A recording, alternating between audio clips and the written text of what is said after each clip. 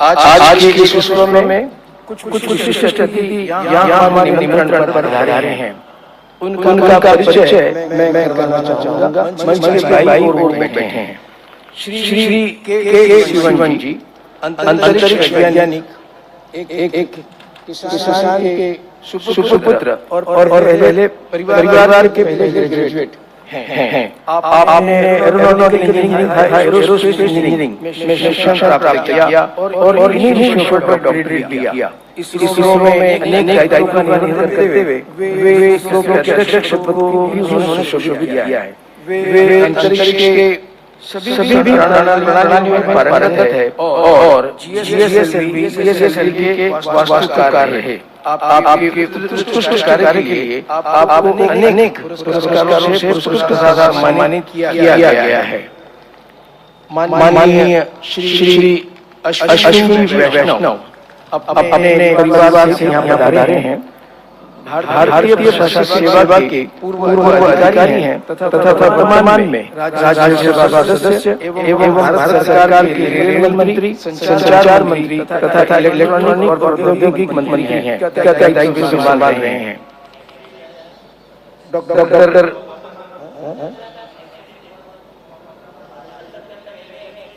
अच्छा चूंकि कलकत्ता में कोई रेलवे हुआ है तो उन्हें वापस जाना पड़ा, यहाँ उपस्थित नहीं है।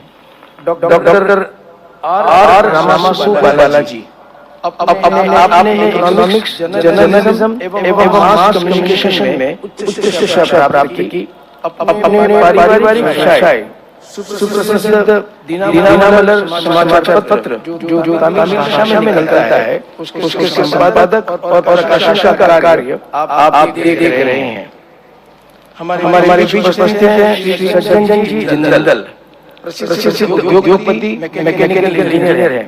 JSW उद्योग समूह जो mines, energy, sports, software, infrastructure ऐसे भी उद्योग चलाते हैं। उनके अध्यक्ष और प्रबंध निदेशक हैं।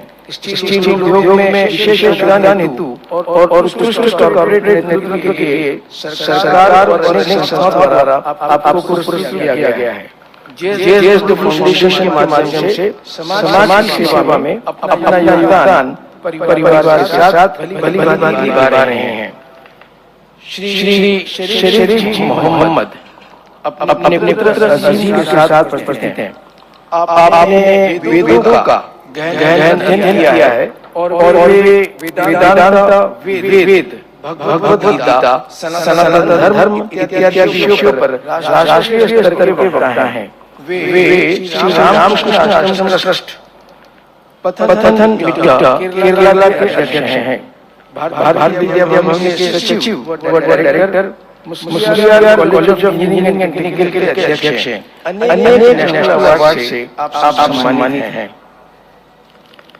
Bhavna ji Vij British high commission Delhi में सीनियर राजनीतिक अर्थशास्त्री और सलाहकार हैं और उनके साथ उपस्थित है नटालिया ले, ब्रिटिश हाई कमीशन दिल्ली से राजनीतिक और द्विपक्षीय मामले की प्रमुख हैं।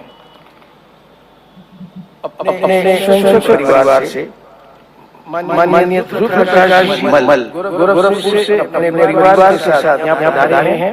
वे स्वयंसेवक हैं और समय पर समाज में अपना योगदान देते हैं।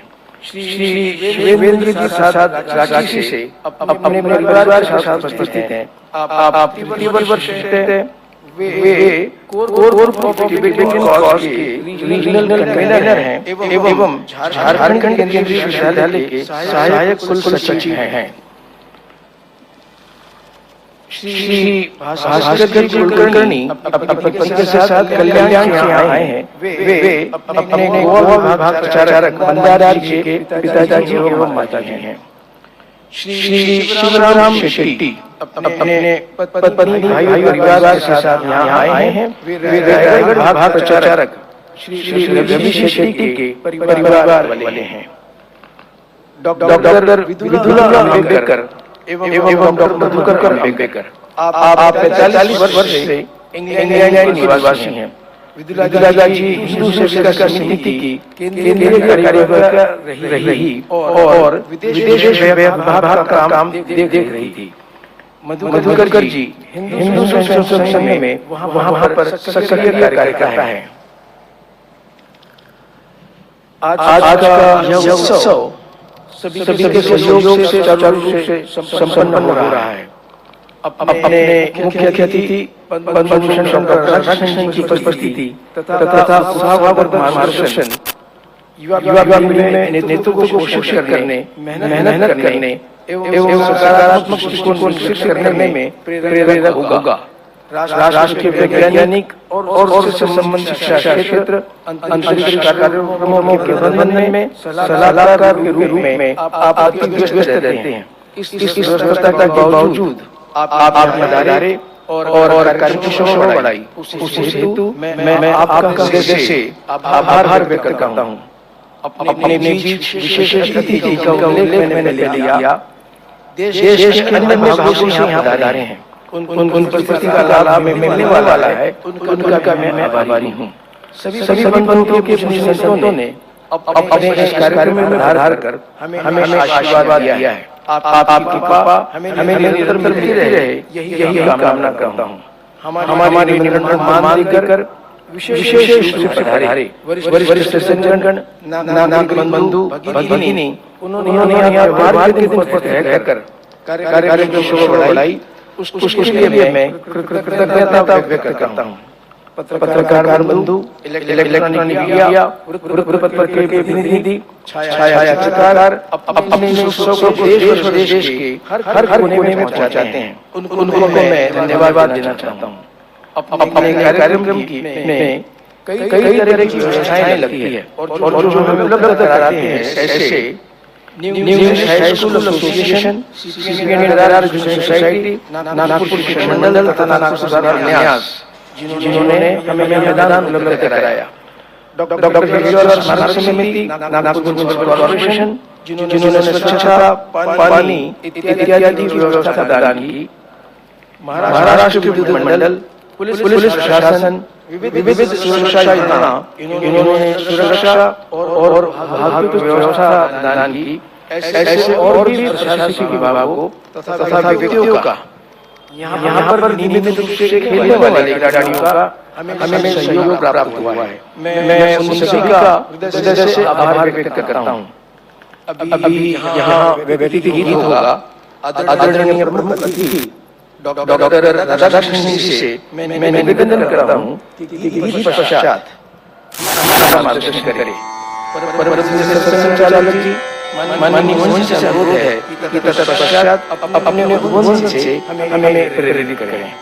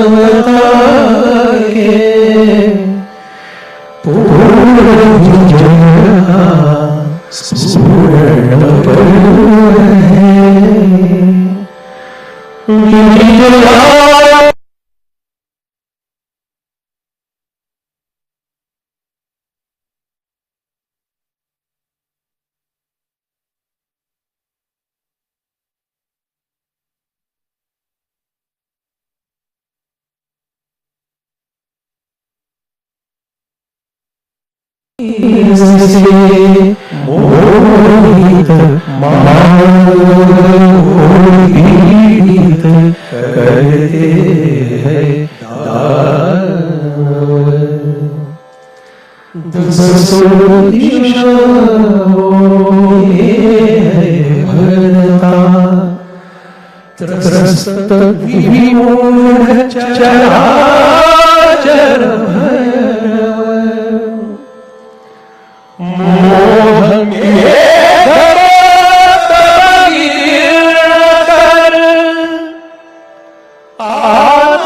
शक्ती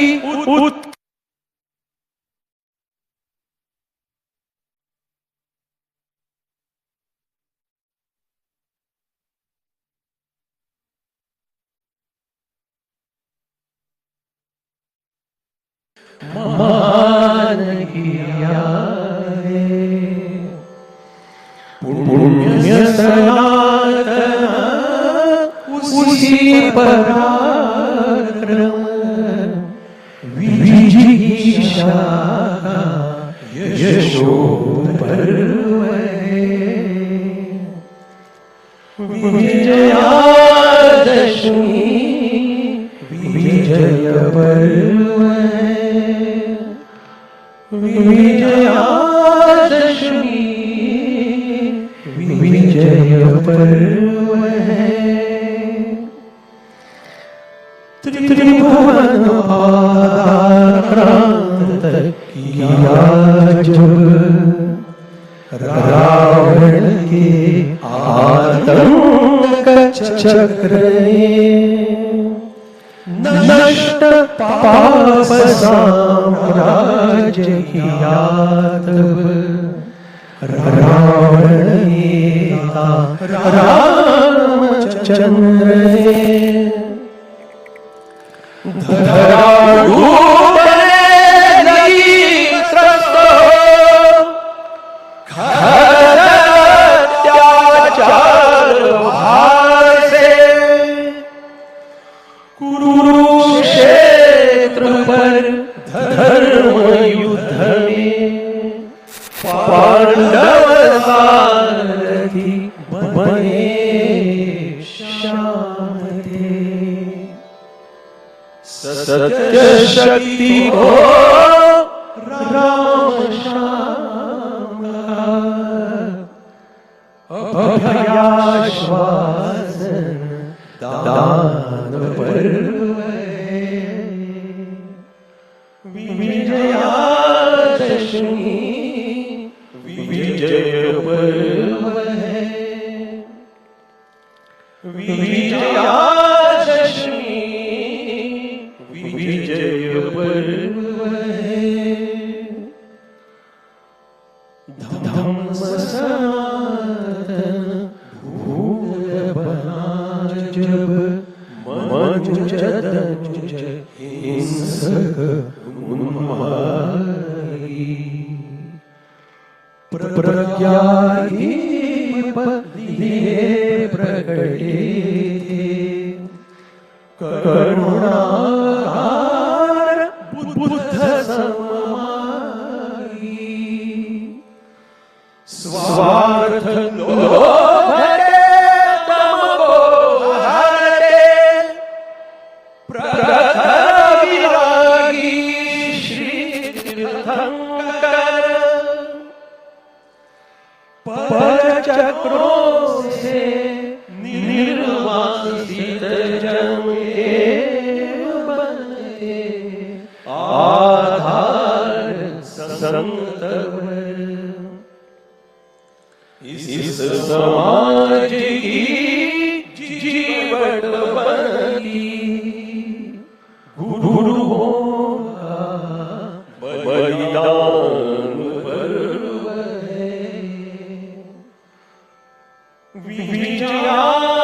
विजयादशमी विजय पर्व विजयादशमी विजय पर्व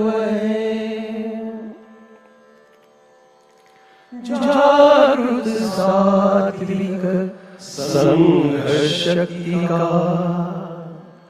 सृजन दुष्करनाथ हुआए जागृत सात्विक संघ शक्ति का सृजन दुष्करनाथ हुआए शील शक्तियुक्त शुभ जीवन से व्याप्त क्षेत्र प्रत्येक हुआ है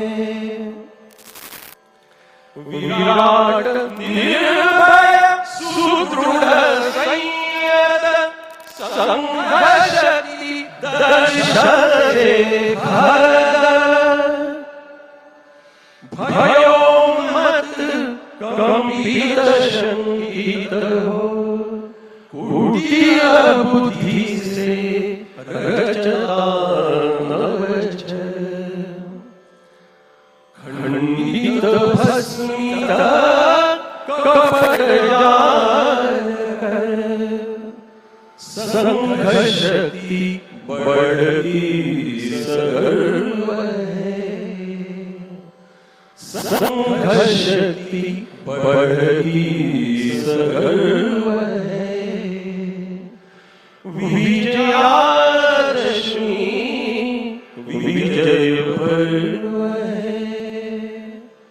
विजयादशमी विजय पर्व दानवता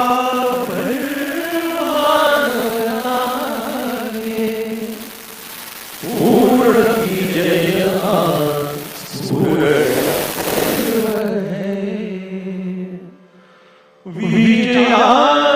विजयादशमी विजय पर्व विजयादशमी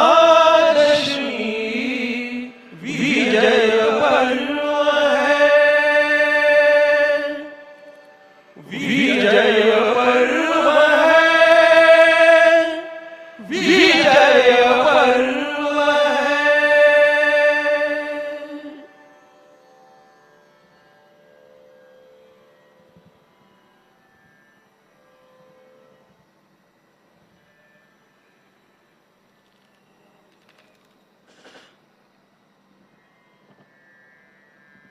परम पूजनीय सार संचालक डॉक्टर मोहन भागवत जी, प्राण संचालक दीपकराव तामशिवर, प्राण संचालक श्रीराव खटके, महानगर संचालक राजेश लोया, आदरणीय संत मंडली, गणमान्य व्यक्तियों, स्वयं देव बंधु और मातृशक्ति, it's an honor for me to get the gracious invitation from Param Pujani Sar Sanchalalak Dr. Mohan Bhagwat ji to be here on this occasion, an auspicious occasion of Vijayadashami.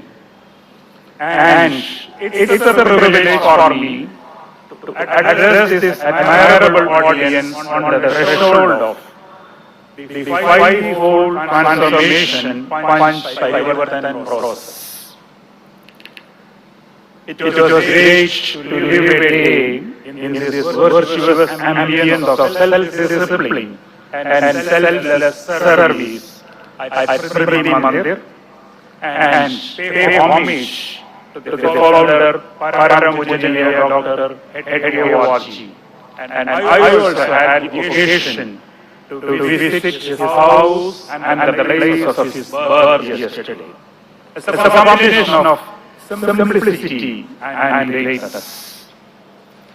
I recall that way back in January 2016 at the Akhil Bharati Shrangwaj Shibir held in Bangalore, 2,000 Swayam Sevaks from various parts of the country merged their minds to the finest level in time, tempo and tone. This day, it's a unique experience to witness the harmony of valor and determination all around from the morning. And thank you for this amazing feeling. I would say a few words about the takeaways from India's space Buddhism. Human civilizations are striven to understand our place in the universe and look at the heavens for answers to the question: where do we come from? Where are we going? Are we alone in the universe? Jantar Mandir, an astronomical observation site built by Maharaja Jai Singh II in Jaipur during 18th century, and presently inscribed as one of UNESCO's World Heritage Sites, is an expression of the astronomical skills and cosmological concepts of a scholarly past of India. At the dawn of modern space age, in the early 1960s, India ventured into space activity. But it is different. India opted to be society-centric in its pursuit under the legacy of Dr. Vikram Sarabhai, Dr. Satish Dhawan, and Dr. Brahma Prakash, great inspiring leaders. Precision brains from across the length and breadth of the country flocked around at ISRO to rocket science.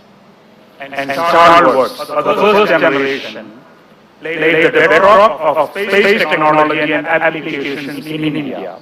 Professor U.R. Rao, Dr. Abdul Kalam, and Professor Yashpal led our first three major projects: Aryabhatta, SLV-3, and the site experiment. And that was a bold start to this saga. India made prominent and deep engagements for use of space technology for sustainable human well-being, and made foray into the strategic imperatives of the country. Earth-oriented application satellites became the bedrock of national communication infrastructure and natural resources management. Space technology touched every Indian life, including the farmers and the fishermen, with significant socio-economic impact. And Atmanirbhar Bharat, self-reliance, has been our obsession from the past, not just an objective. In recent times, Indian space probes have reached out the lunar surface Chandrayaan-3 in the Martian orbit, and the Lagrangian point one of the Sun-Earth system, that is Aditya. Indian human spaceflight is in the offing. The captains of the current generation space in India are making every Indian proud. The mere presence of two former chairmen of ISRO in this forum today shows the importance that the country is providing to the space. And the current generation are mentoring the new generation of space, who will take India into the aspirational heights of higher Antarctic station and finally putting an Indian on moon by 2040. And saga would continue. Now the messages. What are the takeaways from this space odyssey? There are a few. First and foremost, we shared a vibrant vision and our pragmatic role in the national context. Next, we set tough goals and tough schedules for ourselves and try to meet them. The important part is to set goals rightly at the personal level and the institutional level. Next, ingenuity and prudence of resources became our uniqueness. We learn from failures and also from successes, and develop resilience to leapfrog in adversities, with preparedness for all imaginable scenarios. We imbibe the power of self-belief and team excellence, and transformational leadership continued with a sublime combination of the system of elders and innovative power of the younger generation. And in an emerging world order, India would hold a prominent place in space applications, space exploration, space habitat, and exploitation of celestial resources. So this has been a good policy of selfless service to the nation. It is just ponder over the issues of technology security. Technology and applied sciences are engines of economic growth, and the confluence of big science and deep technology, they are becoming increasingly relevant to solve the most formidable problems of the nation. And India has made commendable strides in space and several areas of science and technology. However, in the evolving technology-centric world, we need a rapid transformation from technology dependence to technology adequacy and technology leadership across four socio-economic sectors and strategic sectors. A renewed emphasis on materials, engineering, and manufacturing technology are crucial to achieve these targets of technology security. Technology is advancing exponentially, and presently we live in a technology-fueled transformative era. As per the survey of World Economic Forum, half-life of skills is below 5 years, or even half for many of the areas. The big picture is the narrative of the future from a technological perspective, and which seems to evolve around 7 major areas: artificial intelligence, boundless connectivity, blockchain technology, quantum computing, metaverse, synthetic biology, and aerospace systems. And the next decade will witness the sixth and possibly the seventh industrial revolution. And it is imperative that we reinvent ourselves in shorter time space and stay relevant aside providing proactive regulations to ensure a secure world. And technology must have a human face. We should be sensitive to the humanitarian impacts of technological interventions. And then the cardinal question is, how technology will make a difference in the life of the users. And then there is always a lingering question whether the society with various and varying geographies and demography, like in India, is ready to embrace technologies without distrust. In other words, is our society future ready? And the major responsibility of this is with the educational institutions. And already in the educational institutions, technology has made a big difference in the way education is delivered. And if you look at our higher education system, they are in a state of transition in the positive direction. Delightfully, an amazing national educational policy in 2020 to transform India into a vibrant knowledge society and to mold global citizens with critical thinking, conceptual understanding, and human values. And it aims to bring out the unique capabilities of each student to suit the needs of the 21st century, and rightly with holistic, flexible, and multidisciplinary education at school and college levels. Internationalization of higher education, that is another important aspect that has come up. Indian higher education institutions have started opening campuses abroad. And today we have it abroad.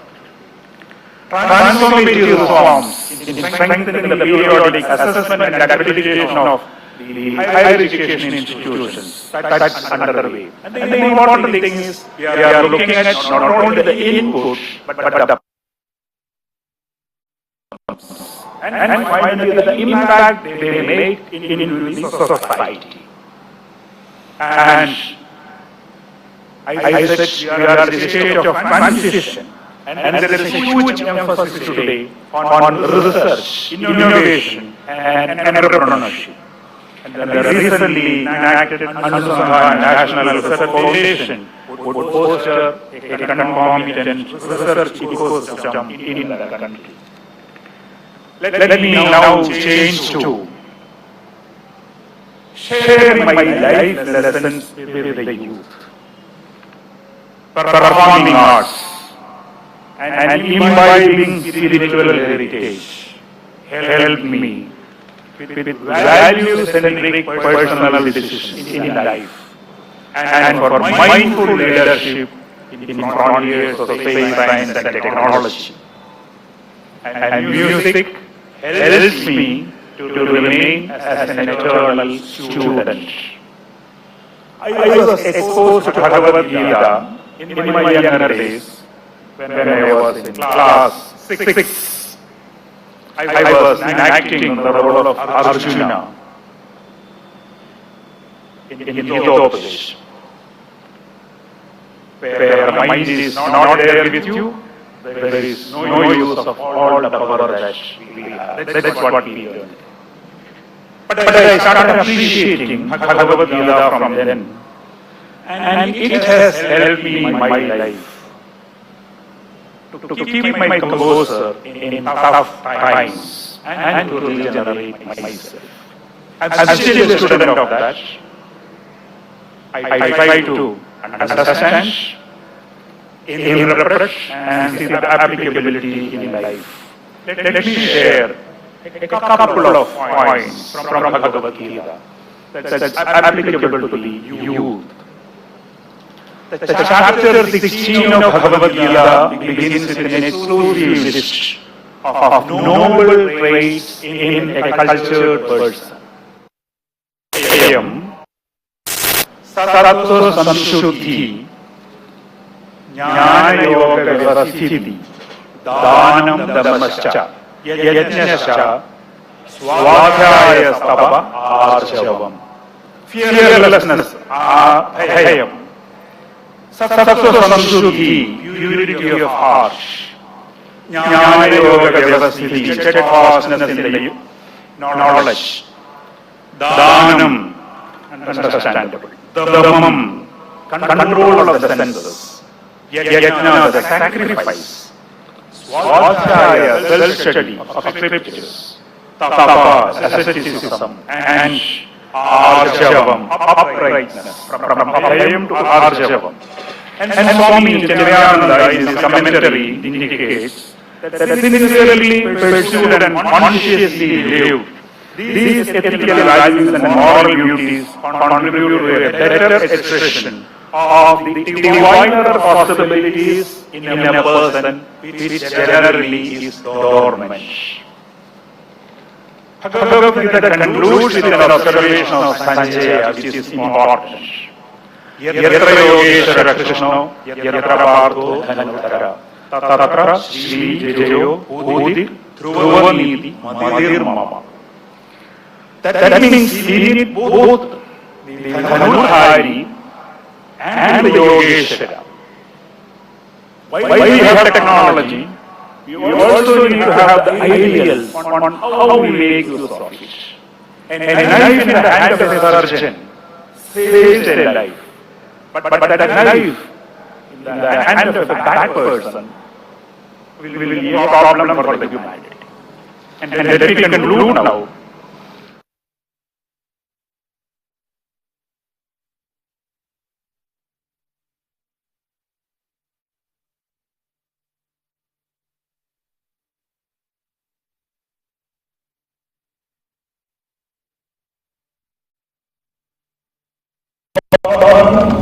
And inspire them to be a sensitive individual for the society of our nation and humanity at large, and you are to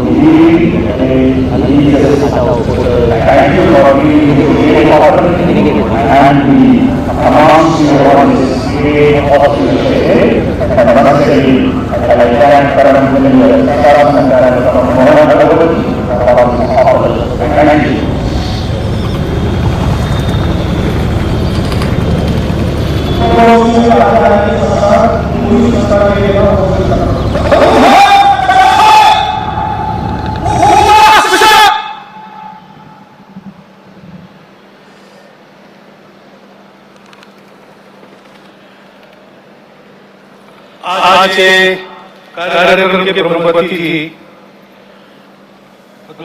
doctor कोकिल राधाकृष्णन जी, विदर्भ प्रांत के माननीय संचालक, माननीय संचालक महोदय, नागपुर महानगर के माननीय संचालक जी, उपस्थित सभी श्रद्धेय संतगण, देश विदेश से यहाँ पर कार्यक्रम को देखने पधारे हमारे अतिथिगण, नागरिक सज्जन, माता भगिनी एवं आत्मीय स्वयंसेवक बंधु, इस विजयादशमी को आज के दिन अपने कार्य के 100वें वर्ष में संघ पदार्पण कर रहा है। इसीलिए शायद आज के उत्सव को देखने के लिए समय से पहले ही पर्यटन राज्य भी उपस्थित हो गए और इसलिए स्वयंसेवकों को थोड़ी देर खड़ा रहना पड़ा। विशेष महत्व का वर्ष इसलिए भी है, पिछले वर्ष इसी पर्व पर हमने महारानी दुर्गावती जी का स्मरण किया था, उनके गुणों के लिए।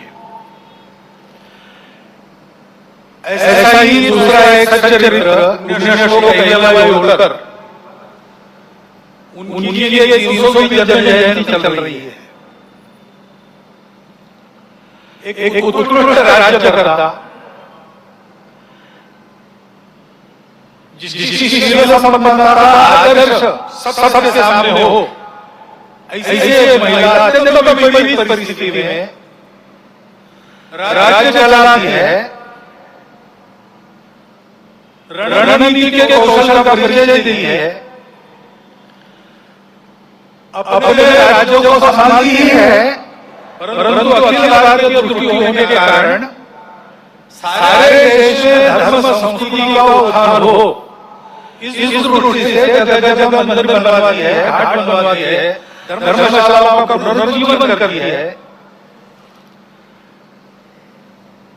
और इस प्रकार संस्कृति संरक्षण में, धर्म संरक्षण में स्वयं निष्ठुर हो जाके अपने लिए कुछ न करते हुए और एक आदर्श उपस्थित कर दी है राज्यकर्ता का भी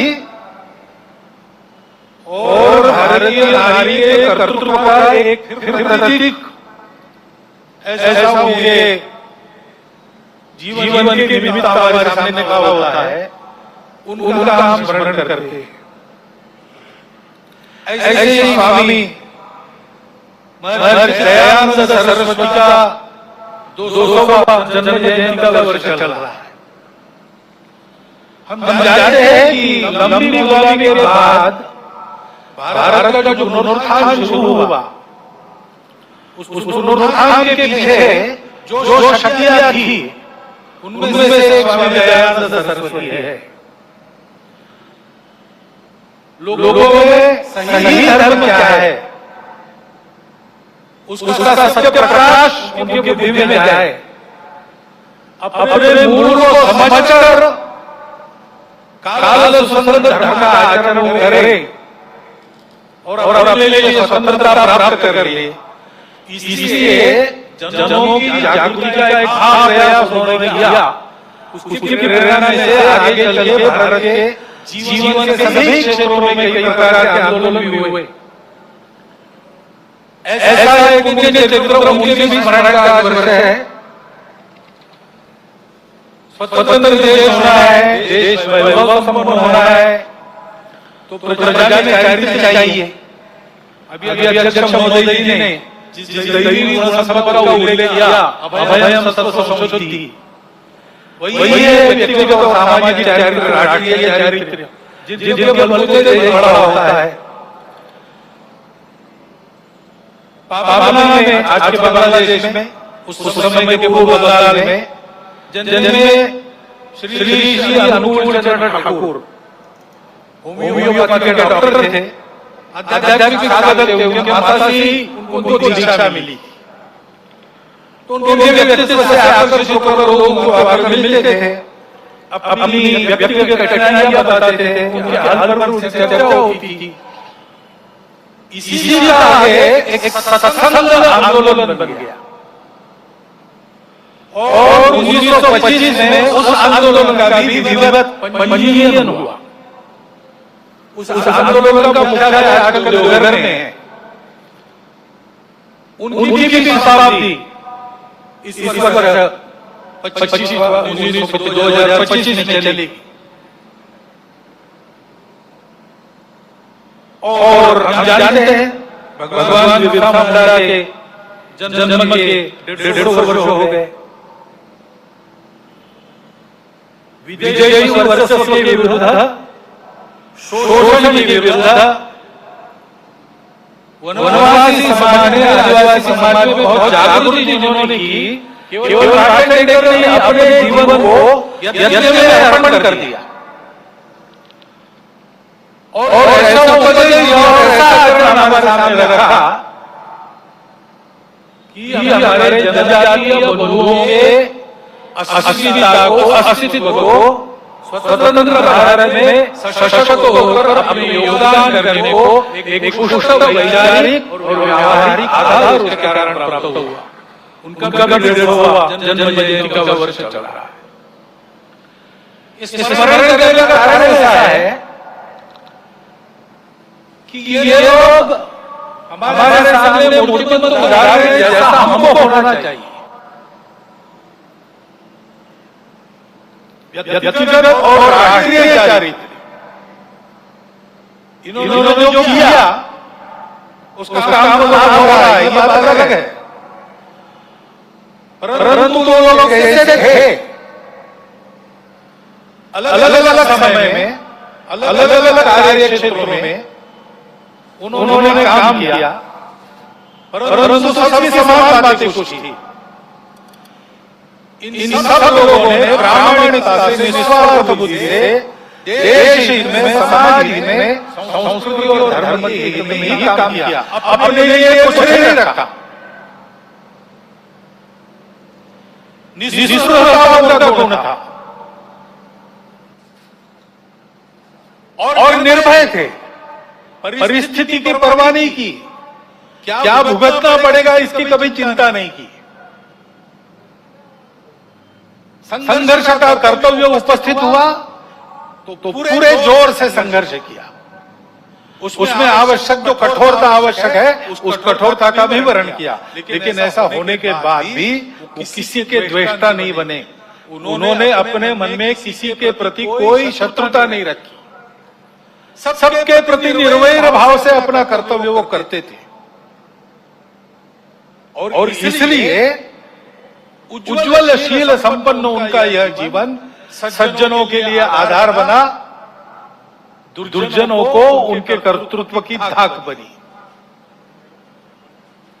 इस प्रकार के समाज में शक्ति जब खड़ी हो जाती है तब फिर समाज का उत्थान होता है, देश का उत्थान होता है, बाकी सब सहायक बनता है।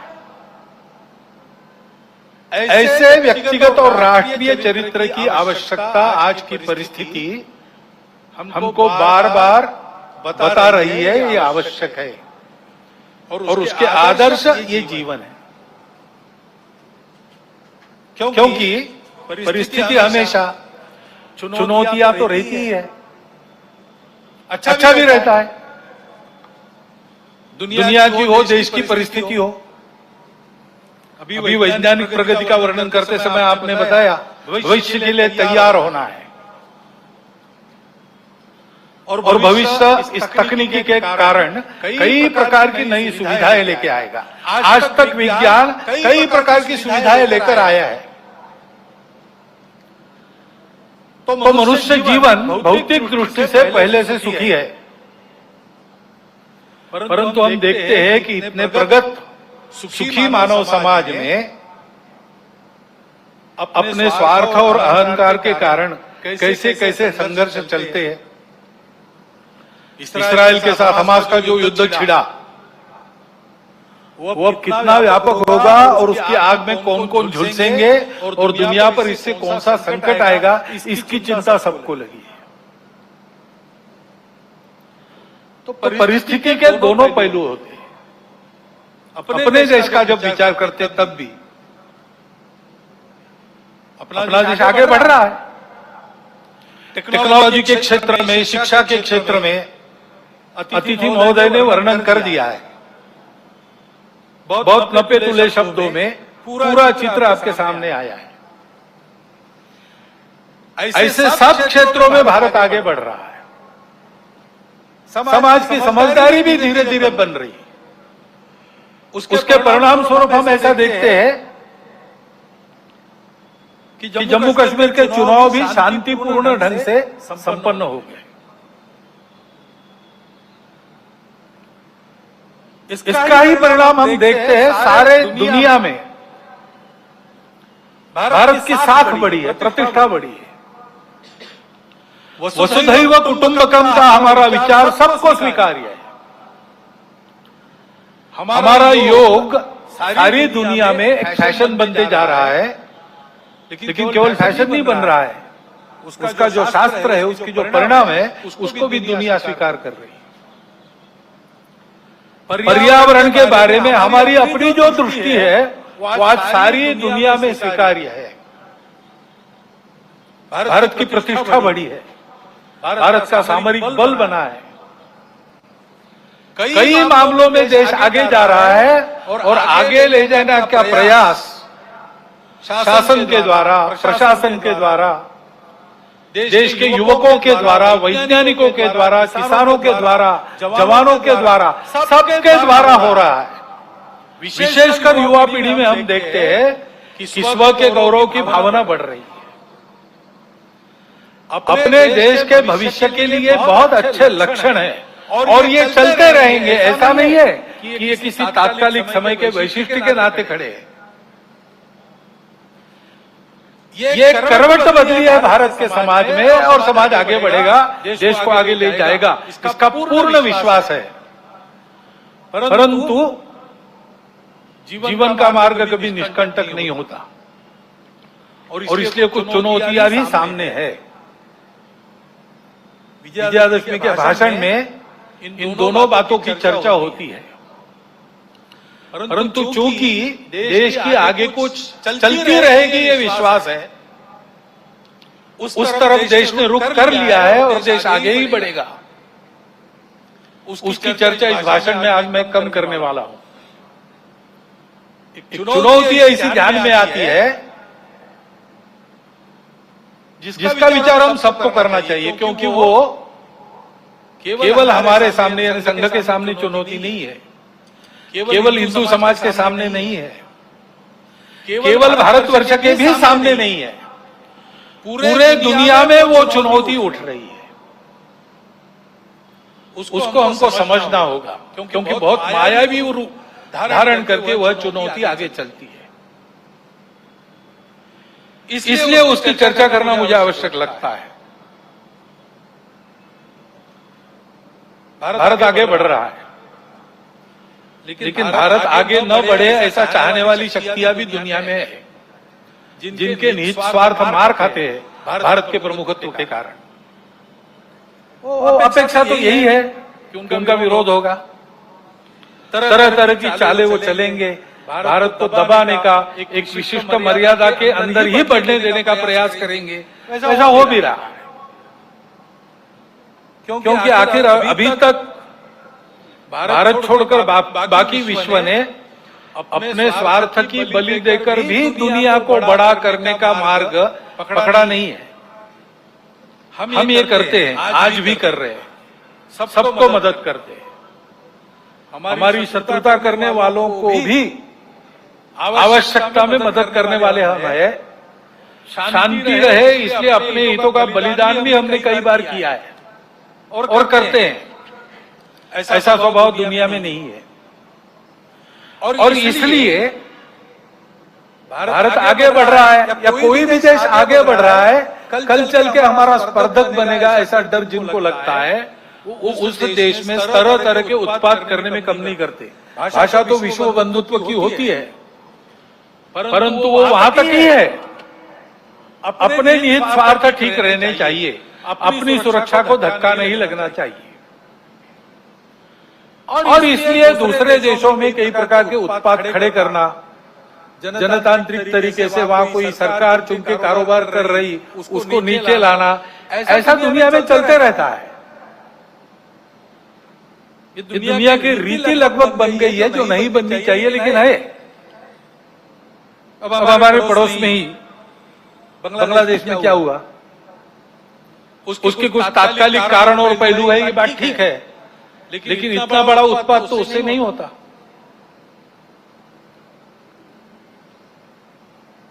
वो कारण उनकी चर्चा जिनका विषय है वो करें, परंतु दो बातें ध्यान में आती है। पहली बात है कि उस उत्पाद के कारण वहां के हिंदू समाज पर जो अत्याचार बार बार होते हैं, उस परंपरा को फिर से दोहराया गया।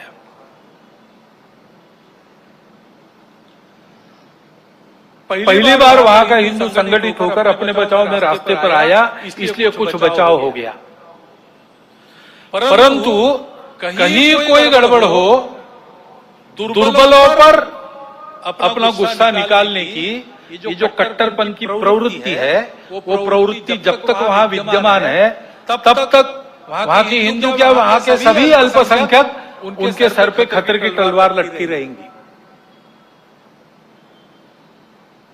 उनको आवश्यकता है मदद की। विश्व भर के हिंदुओं के भारत के सरकार की सहायता उनको मिले, ये उनकी आवश्यकता है, परंतु इससे ये ध्यान में आता है, और ये ध्यान में आना चाहिए, हिंदू समाज के भी ध्यान में आना चाहिए कि दुर्बल रहना अपराध है। हम अगर दुर्बल है, असंगठित है, तो उसका मतलब हम अत्याचार को निमंत्रण दे रहे हैं। निमित्त कुछ नहीं चाहिए, हम दुर्बल है, ये निमित्त पर्याप्त है। और इसलिए जहां कहीं भी हम है, वहां संगठित रहना, सशक्त रहना, किसी से शत्रुता नहीं करना, हिंसक नहीं बनना, योगदान देने वाले बनना, परंतु इसका अर्थ दुर्बल रहना नहीं, अशक्त रहना नहीं। इसको हमको करना ही पड़ेगा। लेकिन दूसरी बात है हमारे सबके ध्यान देने की। अब वहां चर्चाएं ऐसी चलती है बांग्लादेश में कि भारत से हमको खतरा है, और भारत से खतरा है इसलिए पाकिस्तान को साथ लेना चाहिए, वही हमारा प्रामाणिक मित्र है, और दोनों मिलके, क्योंकि उनके पास न्यूक्लियर वेपन्स है, हम भारत को रोक सकते हैं। जिस बांग्लादेश के निर्माण में भारत की पूरी सहायता हुई, जिस बांग्लादेश के साथ भारत ने अब तक कोई वैरभाव रखा नहीं, आगे भी नहीं रखेंगे, उस बांग्लादेश में ये चर्चाएं हो रही है। ये चर्चाएं कौन करा रहा है? ऐसे वर्णन, नरेशंस वहां पर चले, ये किन किन देशों की हित की बात है? ये तो देखने वाले, सोचने वाले समझते, नाम लेने की आवश्यकता नहीं। हमारे देश में भी ऐसा हो, ये इच्छा है, क्योंकि भारत बड़ा बनेगा तो सब स्वार्थ की दुकान तो बंद हो जाएंगी, और इसलिए भारत का सामर्थ्य न बने, ऐसे उद्योग चल रहे हैं। Deep state, wokeism, cultural Marxism, ऐसे शब्द चर्चा में बहुत है। पिछले साल भी मैंने उल्लेख किया था। कुछ लोगों ने कहा था कि अपने यहाँ तो है ही नहीं, ऐसा नहीं है, अपने यहाँ है, बहुत पहले से है। क्योंकि केवल भारत नहीं, सभी सांस्कृतिक परंपरा के विरुद्ध ये विचार जाता है। परंपरा से दुनिया में कहीं भी कोई भी समाज जीवन में जो मंगल है, भद्र है, ऐसा मानता है, उसको ध्वस्त करना ये इनके कार्य प्रणाली का अंग है। और ये करने के लिए पहला सूत्र उनका होता है, इन्वेड द इंस्टीट्यूशंस, संस्थाओं को कब्जे में लो। शिक्षा संस्थान है, विद्यापीठ है, शिक्षा व्यवस्था है, माध्यम है, बौद्धिक जगत है, इन सब पर अपनी पकड़ कायम करके उनके द्वारा समाज में विचारों की विकृति का प्रसार करना, विचारों को बिगड़ना, अपनी परंपरा के प्रति, अपने स्वत्व के प्रति अश्रद्धा से उत्पन्न करना। हम ही अपने लोगों को गाली दे, हम ही अपने बातों को तुच्छ माने, उनकी लज्जा करें, इस प्रकार का वातावरण पैदा करना। इतना बड़ा समाज है, उसकी कई विविधताएं हैं, उन विविधताओं को अलगाव में परिवर्तित करना नहीं है। वहां कोई जबरदस्ती विविधता आरोपित करके हम विविध है इसलिए हम अलग है, हम विविध है इसलिए हम एक नहीं है, हमारे स्वार्थ अलग है, ऐसा नरेशन देना। इतना बड़ा समाज है, छोटी मोटी समस्याएं सबकी रहती है, बड़ी समस्याएं भी रहती है। समाज की स्थिति में सब कुछ ठीक ही रहता है, ऐसा नहीं, सुधारने का भी बहुत कुछ होता है, तो कई अन्याय चलते रहने वाले रहते हैं। इन सबको लेकर एक असंतोष उत्पन्न करना, संघर्ष उत्पन्न करना, टकराव की स्थिति उत्पन्न करना, लोगों को उग्र बनाना, व्यवस्था, कानून, सत्ता, प्रशासन, इन सब के प्रति अश्रद्धा, अनादर का व्यवहार सिखाना। इससे उस देश पर बाहर से वर्चस्व चलाना आसान होता है। पहले जैसा आपस में युद्ध करना अब आसान नहीं है। अब युद्ध इस प्रकार से होता है, इसको मंत्र विप्लव कहते हैं अपने परंपरा में। ऐसा मंत्र विप्लव चल रहा है और ऐसी भ्रम की स्थिति में उनको देश के अंदर भी कभी बार साथी मिल जाते हैं, जाने अनजाने। प्रजातांत्रिक देश है अपना, अनेक दल रहेंगे, उनकी स्पर्धा चलेगी, प्रजातंत्र की पद्धति है। लेकिन समाज में ये अलगाव, टकराव, देश की एकता, एकात्मता, देश के वैभव संपन्न होने के प्रयास से बड़े बन गए, अथवा दलों के स्वार्थ समाज की सद्भावना और राष्ट्र की एकात्मता को गौण बनाकर चलाए गए, तो फिर किसी एक का पक्ष लेके उनके पीछे खड़ा रहना, खुद मैदान में नहीं आना। अल्टरनेट पॉलिटिक्स ऐसा कहते हैं, पर्यायी राजनीति। उसके आड़ में अपना ये एजेंडा और ये पद्धतियां चलाती है। और ये मैं कोई कॉन्स्पिरेसी थियरी नहीं बता रहा हूं, पुस्तकें निकल रही है पाश्चात्य देशों से वहां की परिस्थिति के बारे में। पाश्चात्य जगत के अनेक प्रगत देशों में इस मंत्र विप्लव के परिणाम स्वरूप जीवन की स्थिरता, शांति और मांगल्य संकट में पड़ा हुआ उनको अनुभव होता है, हमको भी दिखाई देता है। भारत के चारों ओर, विशेषकर सीमावर्ती प्रांतों में इस प्रकार के कारस्थानों के चलते क्या क्या हो रहा है हम देख सकते हैं। समय पर हमको जागना है। हमारा देश सांस्कृतिक एकात्मता के अधिष्ठान पर खड़ा है।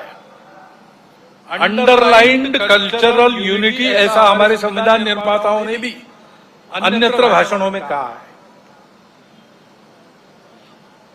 और नैतिक विचारों का, अध्यात्म के सत्य का एक बलशाली अधिष्ठान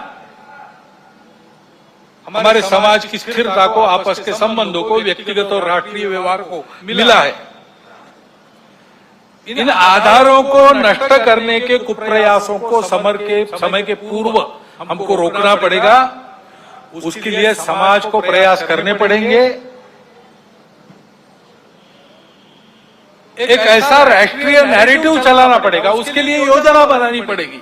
कानून संविधान की मर्यादा में रहते हुए, अपने सांस्कृतिक अधिष्ठान पर पक्का रहते हुए हमको इसकी योजना बनानी पड़ेगी। क्योंकि समाज को सुरक्षित रखने के लिए इसी का उपयोग होगा। संस्कारों का क्षरण इन विभेदकारी ताकतों को पुष्ट करता है, और वो बलवान होती है तो वो भी संस्कारों के क्षरण का कारण बनती है।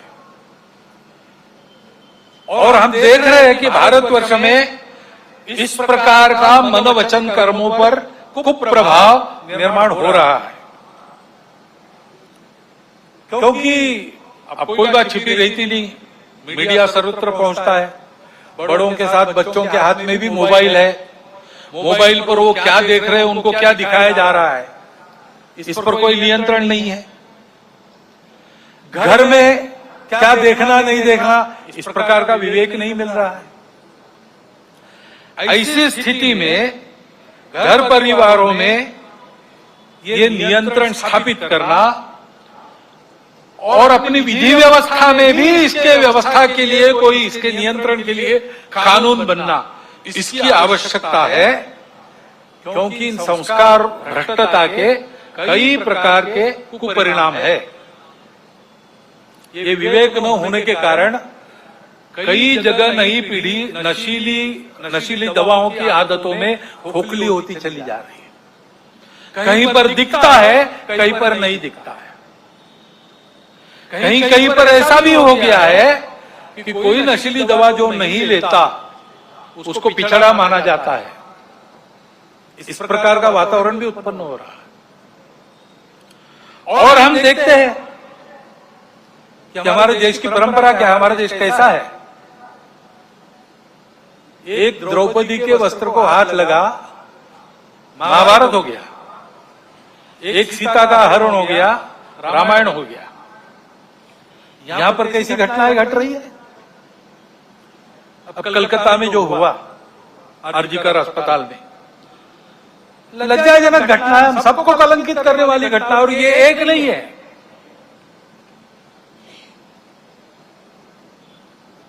घटनाएं होती है, उसका नियंत्रण वगैरह करना, जैसे वहां खड़े हो गए समाज के सब लोग डॉक्टर लोगों के साथ, घटना होने ही नहीं देना, इसलिए चौकन्ना रहना चाहिए, सुरक्षा देनी चाहिए।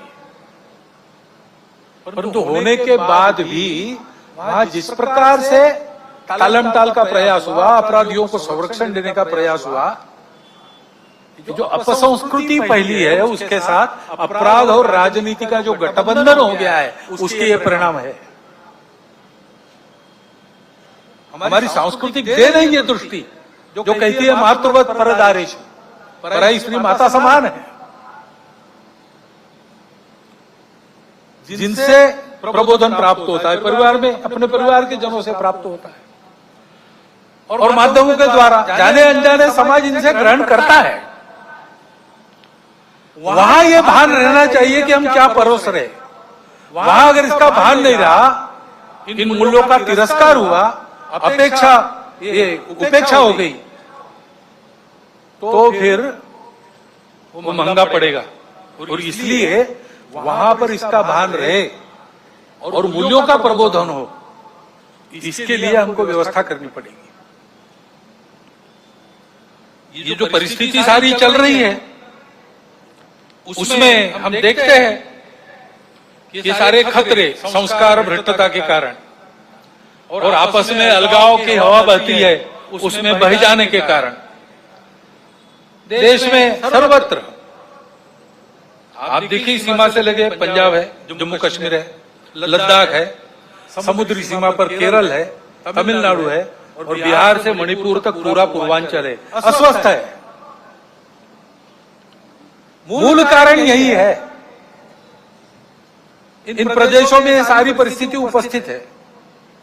और फिर ये भी हम देखते हैं कि कट्टरपन को उकसाकर उपद्रव किए जाते हैं, ये भी परिस्थिति है। बहुत सारे असंतोष के कारण इतने बड़े समाज में हो सकते हैं। ट्रैफिक जाम हो गया तो वो भी असंतोष का कारण बनता है। असंतोष को व्यक्त करने के रास्ते भी हमारे संविधान ने बताए। प्रजातांत्रिक रीति से हमको जो अच्छा नहीं लगता उसका विरोध हम कर सकते हैं, करना भी चाहिए। अगर अपने को अच्छा नहीं लगता चुप रहो, ऐसा कोई नहीं कह सकता। परंतु उसकी एक पद्धति है, उसका पालन होना चाहिए। उसको ताक पर रखकर कानून संविधान को छोड़ते हुए कहीं किसी ने कुछ किया, पूरे समाज को जिम्मेवार मानकर ये जो उपद्रव होते हैं, इसको असंतोष के जगह गुंडागर्दी करना ज्यादा अच्छा है। गुंडागर्दी होती है और कहीं कहीं ये हो जाती है समाज के कट्टर स्वभाव के कारण, अथवा कहीं कहीं इसको कराया जाता है। कभी कभी समाज करता नहीं, उपद्रव करने वाले आके करके चले जाते हैं। पूज्य बाबा साहब आम्बेडकर साहब ने इसी के प्रति हमको सचेत किया था।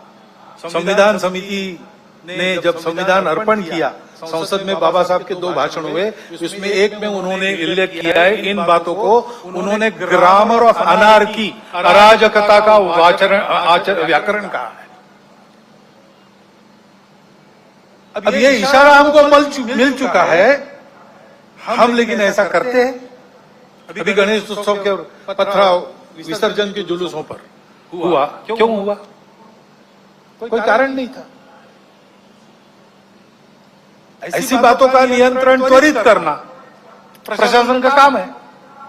कई करते हैं, कई थोड़ी ढिलाई भी दिखती है, परंतु प्रशासन आते तक तो समाज को भुगतना पड़ता है। तो इसलिए समाज को तैयार रहना चाहिए, सावधान रहना चाहिए, तैयार रहना चाहिए। गुंडागर्दी नहीं चलने देनी है। गुंडागर्दी को किसी का सैंक्शन नहीं है, और गुंडागर्दी किसी की भी हो वो क्षम्य नहीं है। अपना और अपनों का प्राण और चीज वस्तु इसकी रक्षा करना ये अपना अधिकार है, मूलभूत अधिकार है। बातें प्रशासन को, पुलिस को करनी है, उनको ही करनी देनी चाहिए। उनके आते तक अपने प्राण को बचाना, अपनों के प्राणों को बचाना ये अपना अधिकार है। उसके लिए समाज को सजग रहना पड़ेगा। सजगता से होगा ही नहीं, हो गया तो सन्नद्ध भी रहना पड़ सकता। मैं वर्णन सारा किसी को लड़ाने के लिए नहीं कर रहा हूं, डराने के लिए भी नहीं कर रहा हूं। परिस्थिति है, दूसरी भी है, अच्छी परिस्थिति भी है, अच्छी बातें भी हो रही। हमको इस परिस्थिति में से जाना है, और इसलिए क्योंकि हम सबकी इच्छा है अपना देश एकात्म हो, सारे झगड़े समाप्त हो, अपना देश बड़ा बने, सबकी इच्छा है, सबका कर्तव्य भी है। और इसलिए समाज की एक विशिष्ट प्रकार की स्थिति चाहिए, विशिष्ट दिशा में प्रयासों की आवश्यकता रहती है।